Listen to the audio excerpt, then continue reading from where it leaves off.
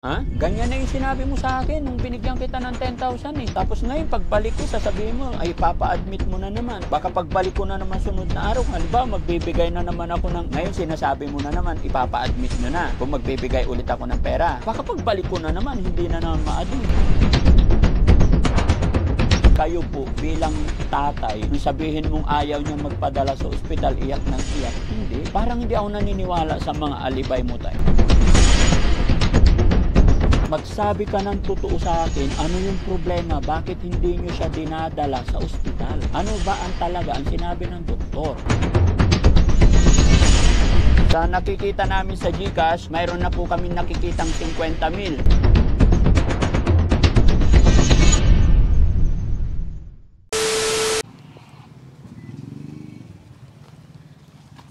Dadaan yata sila, paunahin na natin.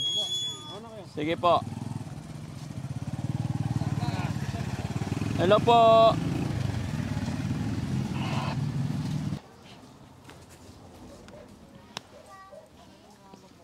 Yun mga kababayan, mga kabarangay, magandang hapon na naman po sa atin lahat. Hello. Ayan mga kababayan. Hapon na. Anong oras na? Mag-aalas 4 na mga kababayan. Pero gora pa rin ang team. Hello po.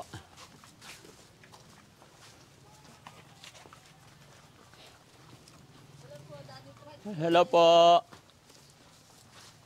Hello po. May dalan kami. Thank you. Sanggala. Kahit pagod na pag sinasabing gwapo si Daddy Frankie, nawawala yung pagod. Hello po. Okay lang po. So yun mga kababayan, mga kabarangay, magandang hapon po sa atin lahat. So ang oras mga kababayan is 3:30 na po ng hapon. At eto, kung maaalala nyo mga kababayan, yung unang upload namin about kay Hazel, na nakita ng Team Daddy Frankie or nakita ko mismo. At alam ko napanood nyo na rin. Mga kababayan, nakita ko po yung kalagayan ng bata. Kaya nung nalaman ko yung sakit ng bata, nakita ko yung kalagayan ng bata, ay naawa po ako. At syempre, sa aking awa mga kababayan, dahil ang sabi ng tatay, 7,000 ang kailangan niya para madala sa ospital, agad-agad po gumawa ng paraan si Daddy Frankie, nabigyan sila ng halagang 10,000. At sinabi ko sa tatay at lola na sa lalong madaling panahon ay dalhin na po sa pagamutan or sa ospital ang kanilang anak para hindi na lumala. So ang nakalipas is 4 days na po. So ngayon mga kababayan, kahit hapon na, dahil katatapos lang po ng check-up ni Junjun ngayon, hapon na kami nakabalik. Kaya gusto kong malaman yung sitwasyon ng bata kung nadala na ba nila sa pagamutan. Dahil naawa po talaga ako at yun din yung hiningi ko ng pabor sa mga viewers natin na may mabubuting kalooban mga kababayan, humingi po kami ng saklolo para mas mapagaling natin yung bata. No? Kaya ngayon mga kababayan, samahan niyo po ako kahit gabi na, talagang gusto kong malaman kung nadala na ba nila.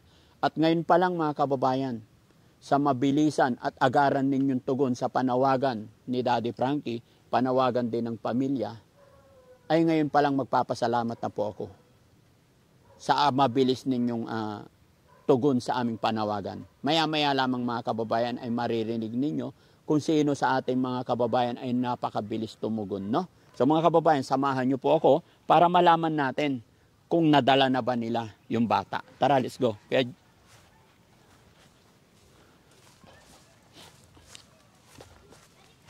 hello? Saan yun? Dito yun? Hindi ko na matandaan saan yun. Hindi mo rin alam?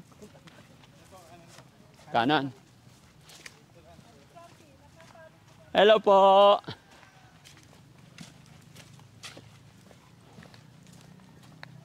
Doon. Doon sa butas, no? Kaliwa?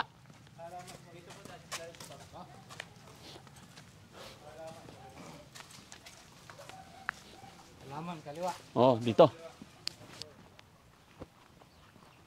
basa yun. Mahirap kasama ang senyor, mabasa ang bumbunan. Malakas eh. Ayan, dito na ito.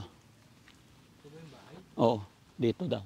Tapos, ay, nandito sila. Lola, magandang hapon. Magandang tanghali po. Pwede ba kami pumasok? Pwede po. Kumusta kayo? Tara, pasok tayo, guys. Ito po yung upuan nyo. Upo muna po kayo. Sige, Lola, okay lang. Kasi masikip. Kumusta si Hazel? Mabuti naman po. Ganyan po siya. Mabuti na po siya? Hindi naman po. Hindi siya? Asaan ang tatay? Ayun po. Tay, magandang hapon. Kinakapan, sir. Kumusta na? Yun, nilakad ko po yung, ano niya, sa 24. Upo ka, tay. Upo ka. Sa 24 na naman yung, ano niya. 24 yung Kasi may suggest yung biopsy niya po. may Suggest yung biopsy niya na test yung pinapagawan yung 7,000, yung pinapagawang 7,000 na sinabi ko. Ginawa ko nung Lunes po. ano suggest? Suggest ng biopsy, yung test na naman. O ano daw? Yung po, pinagawa ko, papatis na naman yung kinuha dito na sa bunganga. Tay, ganito yan. Nung nagpunta ako dito, sabi mo sa akin, kailangan ng 7,000 para magawa na yung test. At pag nagawa yung test, pwede nang dalhin sa ospital. Kaya po kita binigyan ng 10,000 para madala na. Hindi nyo siya dinala na ospital? Hindi po, yung sabi ng doktor din, kailangan pong pag ano to yung test, sabi gano'n na naman po. Ano? Yung test na naman. Oh. Kasi nandun na yung biopsy niya. So, pag alis namin, nagpunta ka na ospital. Opo. Sabi ng doktor din, kailangan po talaga tayo yung biopsy talaga na ano, papatis natin, sabi niya. Oh, asaan na anong nangyari? Pinatis ko na din po, sabi nung ano po, 24, bali sa 24 makuha yung resulta po. Bakit ganun? Matagal nga po kasi sabi ko na sa doktor. O, sa 24, anong petsa pa lang ngayon? 4 pa lang. 4. Sabi ko po, malaki na yung bukol niya. Oh. Kailangan daw, sabi ng doktor na yung resulta ng... Oo, pero dapat nasa ospital na yung anak nyo. Kasi hindi makahinga, di ba? Ikaw lang pumunta. Hindi mo dinala yung bata. Hindi po. Sabi mo sa akin nung humingi ka ng pera. Sasabihin ko din na, sabi ko sa doktor, dadaling ko po yung bata dito. Kaya wag muna kasi baka pag ano daw, kasi hintayin po yung resulta talaga eh. Baka tusok ng tusok sila doon. Baka maano yung bata. Hindi ko to maintindihan mga kababayan. Hindi ko maunawaan bakit ganun. Kasi nung unang punta namin dito, sabi nyo, gustong-gusto nyo na siyang dalhin. Eh, gusto niya po sana dalhin na yung anak niya. Sabi naman po.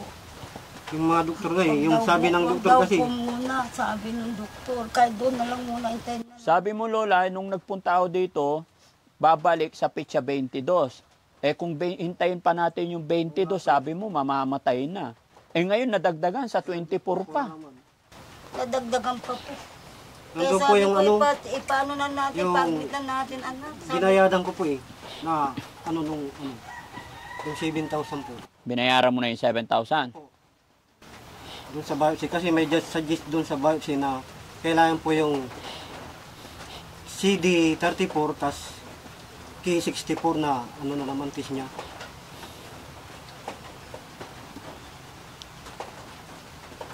Kaya yun ang pinabayad sa akin sa Ken, paano to? Hindi ko to maintindihan kasi ang gusto talaga sana yung bata madala sa ospital para mas mabilis yung mga eksamin. gusto po sana. Oo nga eh, sana para ano po Kahit doon. para ma-admit na naman po sana siya. Hintayin na namin Marami sa pong ospital ng pinapagawa sa 24 sana po.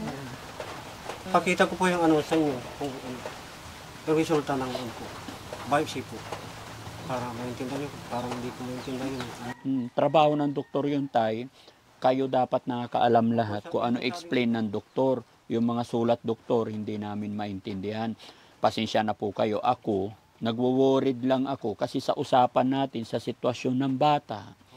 Di ba? Nakita nyo naman, nahirap huminga yung bata. Kumakain siya sa tubo lang. Humihinga dito lang sa liig. Kasi mga kababayan, yung anak nila may tubo na po yan sa liig. Binutasan na sa liig tapos namayat na. Kumakain.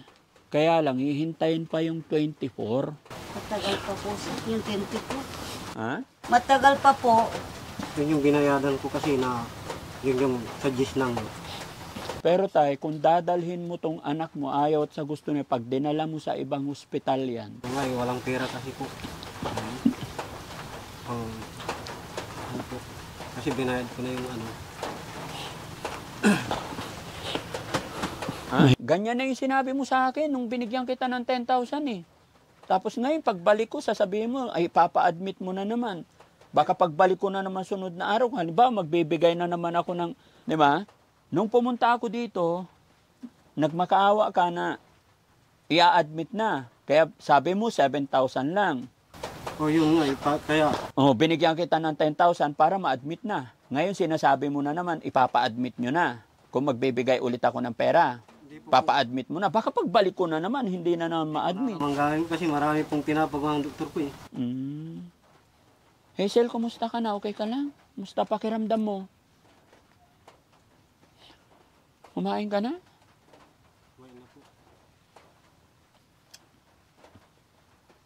Sabi ng doktor kasi yung ano eh, yung kailangan po talaga ng ano yung suggest ng biopsy. Bata, hindi pwedeng masunod ang bata. Kayo po, bilang tatay, nung sabihin mong ayaw niya magpadala sa ospital, iyak ng iyak, hindi. Pag in-explain niyo po maigi na kaya dadalhin sa ospital, parang hindi ako naniniwala sa mga alibay mo tayo. Nung unang punta namin dito, kailangan lang ng 7,000, ipapa-admit nyo. Ngayon, sinasabi mo na naman sa akin na pag may pera, bukas i-admit nyo na. Tapos nung kinausap kita ulit ngayon, sabihin mo ayaw niya kasi umiiyak. Tay, hindi po yung bata ang masusunod. Ikaw ang padre de pamilya, ikaw ang manindigan. Dapat mayroon kang batas na masusunod. Ipapaliwanag mo lang sa anak mo na kailangan natin mag-sacrifice sa ospital. Bakit mo sinasabing iiyak ng iyak na naman? Ano ba talaga ang totoo? Tay, magsabi ka ng totoo sa akin, ano yung problema? Bakit hindi nyo siya dinadala sa ospital? Ano ba ang talaga ang sinabi ng doktor? Yung nga po, sir, yung sinabi ko. Yun, Bakit pa iba-iba po yung hindi kailangan, inaalibay mo sa amin? hindi kailangan po talagang pagawa yun. Yung 7,000 na Bye. biopsy po. O, inabigay mo na yung 7,000 ka mo. Pero sa iba yun na lugar, yung sa high precision, kaya binayaran. Lola, ano po ba talaga? Hindi sa ospital po yun. Ha? Wala sila ng yung ano yung P34 tas yung P677 po. Saang ospital nyo ba dinadala? Sa region 1 po. Pali pa kami dyan, may resibo. Hindi na tayo, hindi yun. Kasi hindi rin namin maintindihan yung nakasulat sa doktor. Kung ano man yung result, maintindihan natin yun pag ini-explain ng doktor. Kahit ipakita mo sa amin yun. I-explain ko din para ano, kasi nga ano na po, nahihilo na talaga. Hindi ko na. Sabi ko po sa kanya, ikumpay na natin si Isid, sabi ko po. Oh, bakit din? Para kahit na yung 24, maintintayin namin, nandun siya para alam ng mga doktor na kalagayan niya. Ang sabi naman ng apo ko, nanay, nandun na naman ako, lagyan na naman ako ng swero, sabi niya. Mahirapan na naman po ako, sabi niya. Sabi ko naman po, hindi bali para lumakas ka kung nasa ospital ka. Maigip pa yun nandun ka para naasikaso ka, sabi ko rin po sa kanya. Ang gusto niya po, hintay na yung 24 para dire-diretso na siya doon na i-confine. Kumari po, sabi ko, hanggang sa 24, yung ano po, hintay na po namin doon, yung 24, na nandun siya para masikasyo po siya ng doktor. Ayaw niya po. Sabi ko, sige na, naawa na ako sa iyo. Sabi ko gano'n. Awa ko na, payat Kasi na hindi pa payat. operang kasi ito pag wala yung pundo. Ay, 24 pa po Yung, makikita yung biopsy niya. resulta ng test sa biopsy. Sabi ko, Sabi ng doktor nung punta po ako. Kailangan talaga yun para ma-operan siya. Kaya yung ginawa ko ng yung 24 pala yung na naman yung resulta po. akala ko po, nung Kala ko dadali kung na siya kukunin ko yun, agad. agad-agad yung parang may pa na naman. Yung araw na hintay na naman. Akala ko yung pinapakuha ng doktor. Parang hinihintay lang mamatay yung pasyente, pinapatagal eh. Ganyan na yung sitwasyon ng pasyente, tapos sa 24 pa. Kaya tayo, mag-isip ka, mag-desisyon ka. Opo.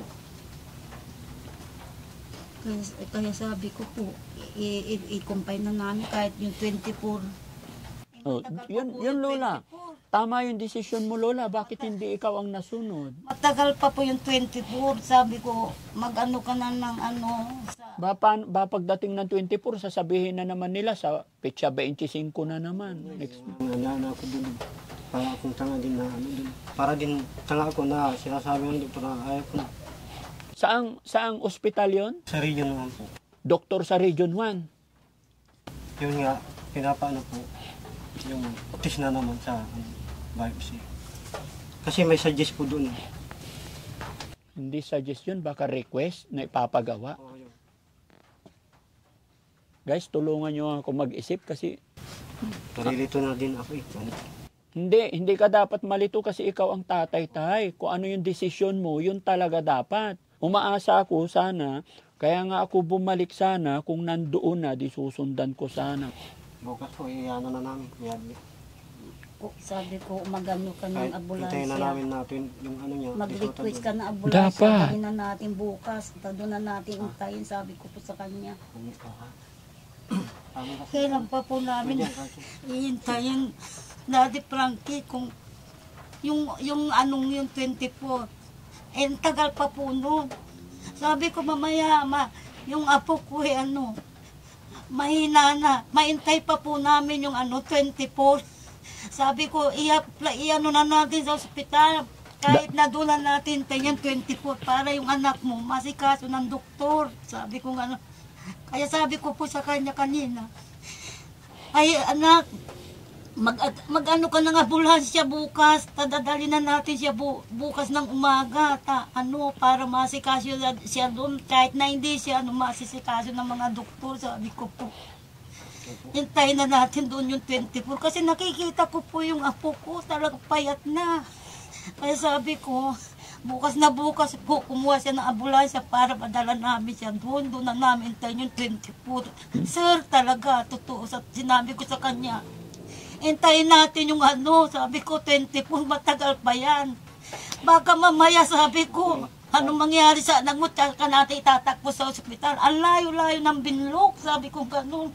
Baka mamaya sa daan mamatay na yung anak mo, sabi ko kung sa kanya. Yun po ang gusto ko talaga. Lola, dapat yung sinasabi mo sa akin, Lola, yun ang sabihin mo doon sa mga doktor. Kasi hindi po biro-biro yung pinagdadaanan ng Kaya apo nga mo. po, sir, yun po talaga gusto ko sabihin kung sakali man napabalikin kami dito sa bahay. Hindi ko na po ibabalik muna dahil nakikita Hanggat hindi ko magaling. Opo, sir. Yun po talagang gusto ko. Sinabi ko na sa anak ko kaninang tanghali.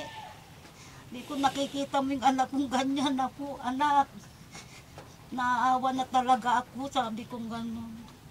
Namamayat na talaga siya maigi. Sabi ko po. Kaya bukas na bukas, mag-request ka anak. Sigurado kaya yun, Lola, bukas dadalhin nyo na? Opo, pinare-request ko na po siya na dadalhin namin, doon na namin sa... Kahit hindi Lola, kahit hindi ambulance, mag-arkila kayo ng motor dahil may binigay naman akong pera na karaan. Magkano lang naman? Matatagtag po doon, Hindi pwede. Hindi po pwede, kundi ambulansya po. Request po palagi yan sa bayan. Nagre-request po ako sa ambulansya. Pag kine-check up siya. Pag check up niya po, magre-request po siya dyan sa bayan ng ambulansya. Yung po, sinasakyan namin papunta sa ospital. Check up po siya pag Bago isakay, bago dalhin. Opo. O, so ibig sabihin, serious, hindi biro-biro. Kaya dapat hindi pinapatagal. Kaya nga po. Kaya kahit naintay na nga po namin, sabi ko yung 24, ang tagal niyan, 24 anak. Sabi kong gano'n. May wala nang tisin, yung palatis na naman. Sabi mo kasi sa akin nakaraan, nung unang punta ko dito, sir, sabi mo sa akin talaga, pag magkaroon ng 7,000, magawa yung biopsy, babalik na siya doon at maoperahan na. Kaya nagulat ako ngayon na pagdating ko, andito pa rin. Yung akala ko sa sabi ng doktor, yung pala, yung tis, matagal pa na naman. Kaya, nalilito na po talaga ako. Nalilito ka na. Kaya dapat dalawa kayo ni Lola. Bakit yung asawa mo po parang hindi ko nararamdaman yung ano niya sa anak? Kasama ko paragi ang anak ko. Ha? Kayong dalawa. Kayong dalawa lang? Hindi, kung siya yung Papakain po nang dyan sa ano. pero talagang makaama to, makatatay. Pero kasama din po namin yung nanay niya sa Tay, ospital. hindi na natin pag-uusapan yung makaama, makaina. Sa sitwasyon po niya, dapat kayong mag-asawa ang number 1 tututok sa anak niyo. Minsan nagagalit kasi kung kung asawa pa niya. Nagagalit yung asawa mo. Kung minsan. Hazel, anak, may tanong ako sa'yo. Gusto mong gumaling? Okay. Mag-pray ka lang, ha? Huwag kang mawawala ng pag-asa, ha? Malaki pa yung pag-asa, ha? At alam mo tayo, gagaling po yung anak nyo pag magdesisyon kayo. Kayo yung manindigan. Bukas po. Yeah. Ha? Baka mamaya pupunta na ako sa munisipyo po. Mag-request. Hindi talaga, ambulansya talaga magdadala. Bakit daw? Kasi pag sa tricycle to, malayo po yung dagupan. Mayuyugay, maano to, buko niya dito. Gusto mo para siguradong madala kasi tay, gusto ko na magalit sa iyo pero hindi na po pwede hangga't maaari. Nabibigla ako kasi usapan natin nung nagbigay ako ng pera dalhin sa ospital, although may mga explain ka na 7,000 na gastos mo na. Okay, naintindihan na kita. Lola, pero pakiusap, manindigan po kayo. Magdesisyon po kayo, mag-usap kayo ni Lola. Mag-usap kayo mag-asawa. Tay, kayo ang magdidesisyon dahil kayo po yung magulang. Gusto mo tay, bukas na bukas, dadalhin ko yung sasakyan ko dito? Opo, sir. Yung van na lang? Opo. Yung po ang maganda. Ha? O yung po, sir, maganda para makapunta na yung apo ko, sir. Para magamot na po. Madala po siya doon para kung kayo po mag-ano ng sasakyan, sasama po yan. Hazel, babalik kami dito bukas ng umaga. Hindi na pwede ngayon kasi gabi na. Babalik kami dito bukas ng umaga. Pagdating namin dito bukas ng umaga, Para madala po siya. dadalhin ka namin sa ospital, ha? Pamamit ka. Ang pagtusok dito, isang beses lang, pag na-dextrose ka na, okay na, hindi na masakit. As long as hindi ka malikot. Ha? Parang may Para silip na po sir. lumapasok din Yung po anong siya. puro maga nung una siya. Puro maga. Masakit na iyak ng iyak. Kaya yun. Kaya inaano ko palang. Bakit paano namamaga? Pag namamaga tayo, ibig sabihin, mali yung tusok. Pag tinutusok yung anak ninyo, panunuorin ninyo. Pagka paulit-ulit, sasabihan ninyo yung nagtutusok, Madam, Dok, kung sino yung nagtutusok, pakiayos naman kasi kawawa na yung ugat ng anak ko. Or i-request mo sa doktor, Dok, bigyan nyo naman ako ng or Dok, wala bang yung expert na magtusok? Kasi kung nakita mo 1, 2, 3, hindi pa niya nakuha, ibig sabihin, nagpa-practice yun. Ang ibig ko sabihin po, sir, yung, di ba, yung dextrose po to, Oo. may gamot na tinutusok na naman dito. Ah. Yun, kaya parang dalawa yun. Kung kada paano ng gamot, doon na naman. Oo, o gamot. Bakit namamaga? Opo. Ibig sabihin, pag namamaga, baka naipit yung hose, hindi continuous yung daloy. Hindi yung daw, maabdi yung gamot talaga. Yun. Ah, okay, I got it. Maabdi ka. Kailangan tiisin talaga yun, Hazel, ha? Tisi mo na. O, so bukas na bukas, pupunta tayo. Darating ako dito. Po, sir. Nay, Para Tay, madala. makinig po kayo. Hazel, makinig ka. nung unang punta ko dito, naawa talaga ako sa iyo, naawa ako sa kalagayan nyo, sa sitwasyon niyo. Kaya ako nagbigay. Pangalawa, kaya po tayo nanawagan sa mga tagapanood natin. No? So sa panawagan natin, naawa yung mga viewers natin. Kaya pakiusap ko tayo, manindigan ka rin para sa anak mo. Huwag kang magalit sa akin. Hindi ako nag-agat. Pasensya na po kayo sa akin. Ha? Maraming salamat po. May mga tumulong na po sa inyo. Kaya nandito kami dahil sabi ko, pag dumating ang tulong, agad-agad babalik ako. Opo. Kaya pasensya na kayo kung bakit nagugulat ako. Kasi nandito, expected ko kasi andoon na kayo. Kuya Jesse, ay Risky, patingin nga yung mga listahan ng nagpaabot. Akala ko, kung sir, yung malagad ko na yun, Dadalhin na po. dadalhin na ganun. Yung pala, matagal pa po yung ano mo. Ano naman. Magmula dito, no? Hanggang dito. Yes po. Okay. So, tay, no? Makinig ka po, ha? Gaya ng sinabi ko, pasensya na po kayo sa akin. So, ayun mga kababayan, mga kabarangay, medyo magulo po yung usapan, pasensya na po. Sa panawagan po ng pamilyang ito, lalo-lalo na kay Hazel, in-upload namin sa aming YouTube channel, ang panawagan, may mga nagpadala po, mga mabubuting kalooban nating mga kababayan. So, sa mga nakuha ni Kuya Risky at nakuha ng ating mga sa email, ay ito babasahin ko yung ating mga butihing sender, mga kababayan, para maging klaro po lahat, no? So, unang nagpadala mga kababayan is from USA. Ay, hindi nagpapabanggit to, no? From USA. Good Samaritan, buti na lang. Ayan. From USA, Good Samaritan. Nagpadala po siya ng, ayan, kabayan ng USA. Pangalanan na natin ng GM. No? Para at least alam nila kung sino sila. Nagpadala po siya ng 11,416. Pero ang ipapaabot daw natin kay Hazel is 10,000. Kaya Good Samaritan ng USA, alam ko mapapanood nyo to, nandito po kami ngayon para ibigay yung agarang tulong ninyo kay Hazel. No? At syempre, galing kay Cynthia Manyo, 1,135. Kay Leticia Valenzuela, 1,122. Evelyn Macleod, 2,000. Kay Alberto Cabaluna, 819. Rubinia Guiñez, 2,081. Maribet Gabiola, 150 pesos. Annabel Aurino, 100 pesos. From Taiwan, Kaohsiung, Taiwan, 500 pesos. Milet Pawilio, 2,000. Quincy Hulatan, 200. Mr. Jovan Falma, 500. Silly Jau, 1,000. Eprincina De Pedro, 300. Ricky Valenzuela, 1,500. Christopher Priest, 30 pesos. Lydia Lopez, 100.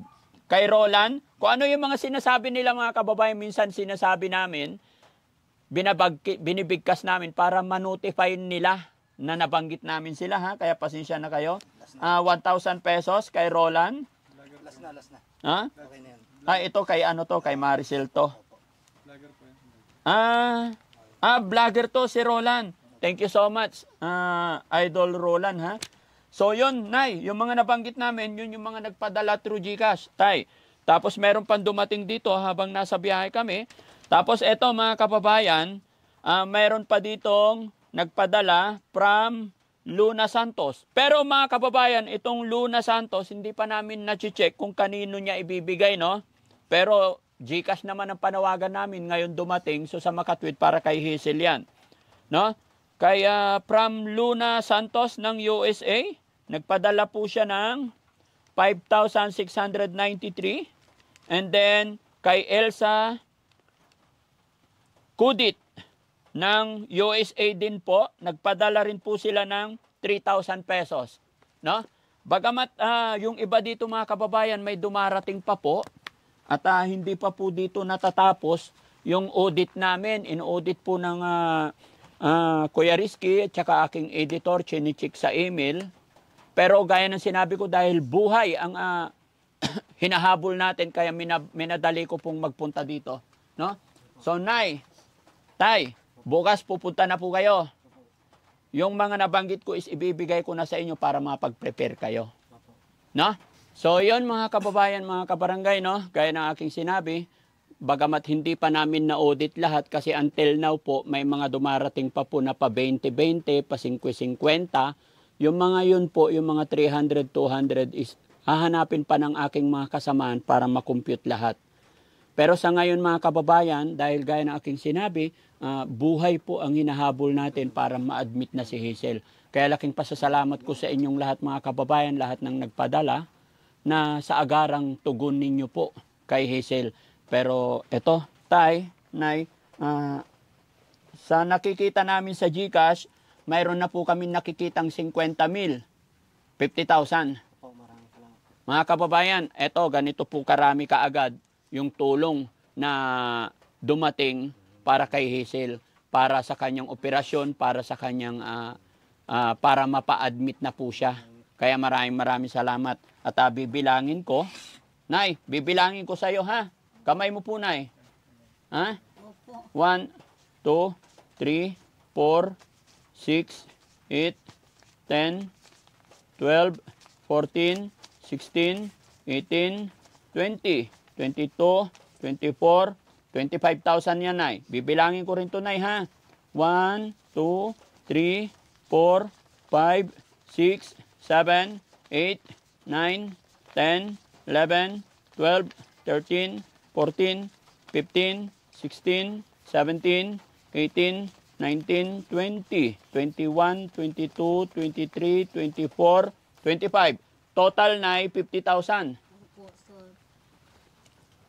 Sana na madala na natin siya sa ano. Bukas po, basta may sasakyan po, gusto ko po madala na yung apo. Opo, anong oras kami darating dito, Nay?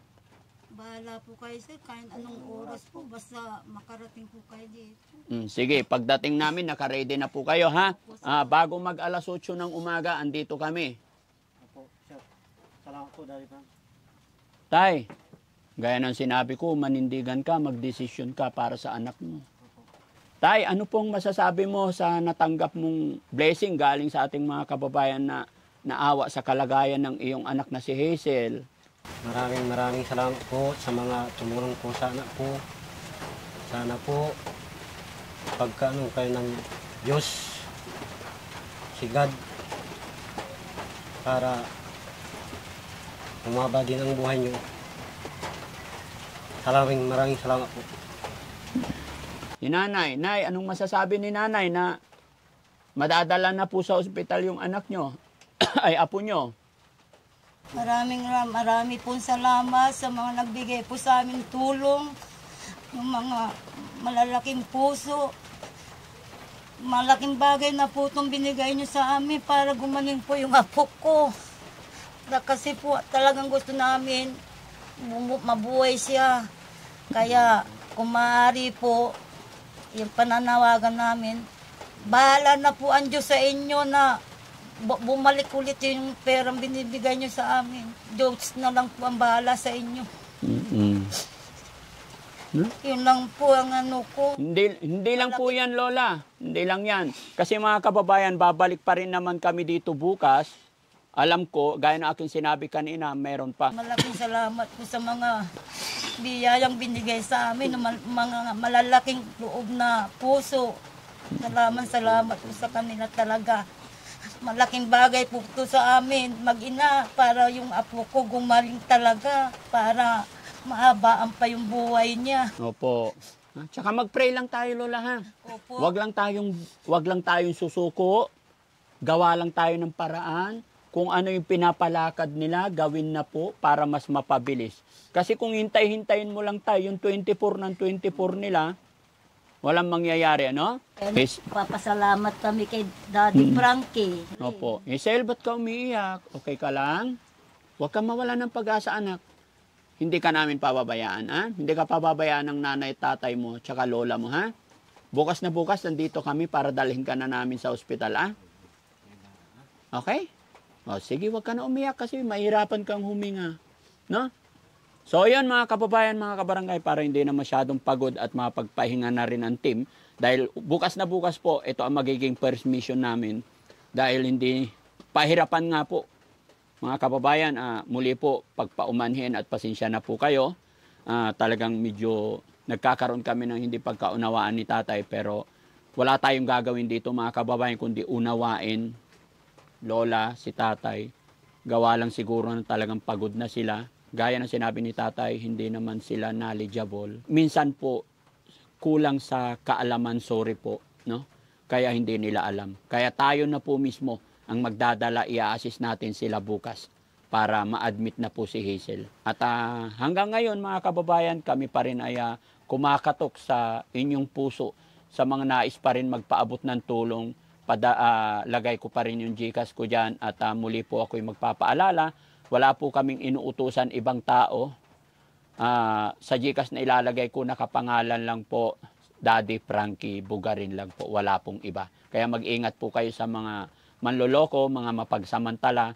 Ginagamit nila yung mga video, picture namin para mapag-create sila or makapanlin lang sila ng mga ibang tao. No? So yan mga kababayan, tayo nay. Lola, aalis na po kami. Maraming salamat po, Daddy Frankie. Hulog po kayo ng langit sa amin talaga. Sigad lang po yan. Ha? Wala po talaga kung kayo magawa. Kayo lang po ang hulog ng langit sa amin na nakatulong sa amin.